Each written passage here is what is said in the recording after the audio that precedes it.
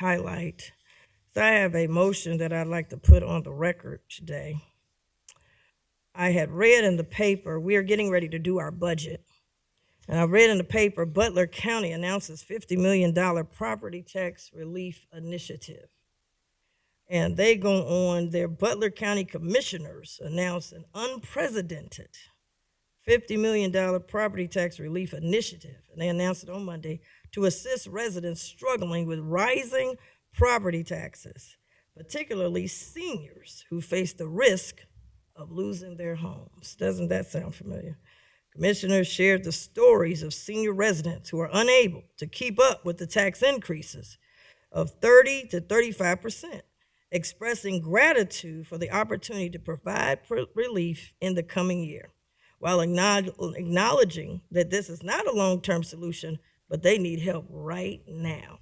Now, I know they've got committees, and I've been at the state, we got a lot of committees, and people are wanting action now. That's what they're mad about, what was happening in Washington. And we got to Washington, everybody got a committee, and they got to study it, and it's got to go to the Senate, and it's got to go back to the House. And while that's happening, Duke Energy bill keeps coming, property tax bill keep coming, your mortgage keeps coming. They don't hold up while you have a committee. So Butler County, it says another one, Butler County commissioners approved property tax breaks. The first one was the Inquirer, now it's the NPR. Butler County Butler County property owners will see some reduction in property taxes next year. The Butler County Commission on Monday approved two measures that will reduce property taxes. The county saw an almost 40% increase on average in property taxes in 2023. Commissioners approved a reduction in the inside millage for the property taxes. Those are taxes that don't require residents vote, unlike tax levies. The tax will save, they always talk about a $100,000 home. I don't know if we have any $100,000 homes anymore. I mean, with everything going up, I've seen some, I can't see how you have a $100,000 home anymore. I'd like to see them. But the point is, property taxes is the number one issue. Everywhere I went, property taxes. They didn't care if you're Democrat, Republican, they didn't care if you're black, you're white, you're young, you're old. If you own some property taxes was killing you. And I just don't buy, we can't do anything. I'm just not gonna buy it. Now our board, I'm very excited with ARPA. I said we got to help people with new affordable housing, but we got to help grandma keep her house too. And so we were able to put $6 million of ARPA money to try to help people until the state got it together. Every year I've introduced, since I got here, because we have to do it every year, 30% property tax rollback that was promised to the voters. And so in the first 4 years of a budget, I was able to get 2 out of 4 years, we got it done.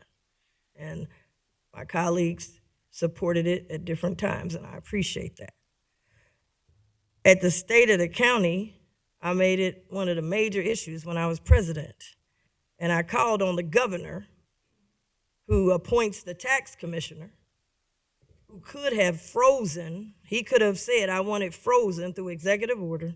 I want to freeze the property taxes for homeowners, particularly senior citizens, until the legislative body can get something done. We're seeing that happening now in Washington. Executive orders all over the place, but nothing for the homeowners. So it was brought to my attention about what Butler County has done, and it seems to be they tried to be creative. And they came out with they're going to make a cut of $50 million to help residents, particularly senior citizens, until this group that's been put together by the governor, who could have said, let's freeze it until the group comes back with something.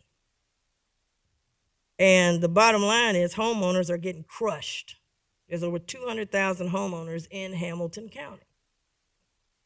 So I have a motion here, Hamilton County Property Tax Relief motion. It highlights some of the background, but then it goes into, as we're going into the budget, therefore I submit the following motion. I'm asking the administrator to explore doubling the homestead exemption locally. Now we just found out that we could do that. We keep talking about they ain't giving enough for the homestead. We could put something into it. I want to look at it and how does that provision that was signed into law by Mike DeWine, the governor, it allows counties to match the state's exemption of property tax value for people over 65 or with permanent disabilities. I'd like to look into that immediately. Number 2 in the motion, explore reducing the inside millage rate. Bring a report back. County administration identify and evaluate the county's ability to reduce the inside millage for property taxes and estimate how much would that save homeowners. And then third, I'm asking the administrator, because we're going into a budget, to get this information back to us in 30 days or less, because we're asked to turn in our budgets on Monday. Well, I got to have the homeowners in my budget, and if I don't have the information, it's hard for me to turn in. The budget would be incomplete. Homeowners can no longer be last. They can't be last. They got to be first to the table.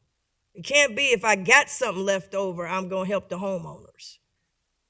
If we can, the homeowners get the least and the sports team get the majority. That's backwards. Investors are never last in a deal. They're always first. Investors always want to know if they're going to get money off of this. That's whether you go to Wall Street, whether you go to the banking industry. Investors are always looking to be first in the deal. Homeowners are one of our major investors. And so I am submitting this. I'll get a copy to my clerk. I'm going to get the copies out. I'll get this a copy, and I would like to submit this for the record. Submit it for the record, and I'd like the administration to get this information back so that I can give a complete budget proposal as each of us are asked to do. So that's what I'd like to do today. It's a state of emergency. It's an economic state of emergency in Hamilton County and around the country. What is the economic state of emergency? Property taxes going up and you can't keep your house.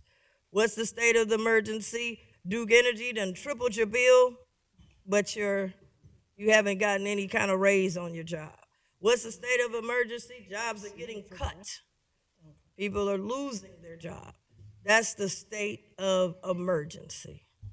And so as I go into the budget, I'm going to be presenting something, hopefully addressing the state of emergency. So anyway, wanted to make sure they have a copy. I know everything, but it's on the record, not just for the commissioners to have a copy, but for the homeowners of Hamilton County to also have a copy. So I thought that was interesting. I thought it was innovative, and we've been told a lot. We can't do this, and we can't do that, and we can't do this. And then somebody does it. I don't want that. I don't want things that say we can't do it. I want to see if it legally, if we can't do it, that's one thing. But if it's just we've never done it, we in a new day now. People want action, and they want you to uncover everything and every tool you can to help them survive. So wanted to introduce that, and that is the end of my motions and my comments for today. Thank you.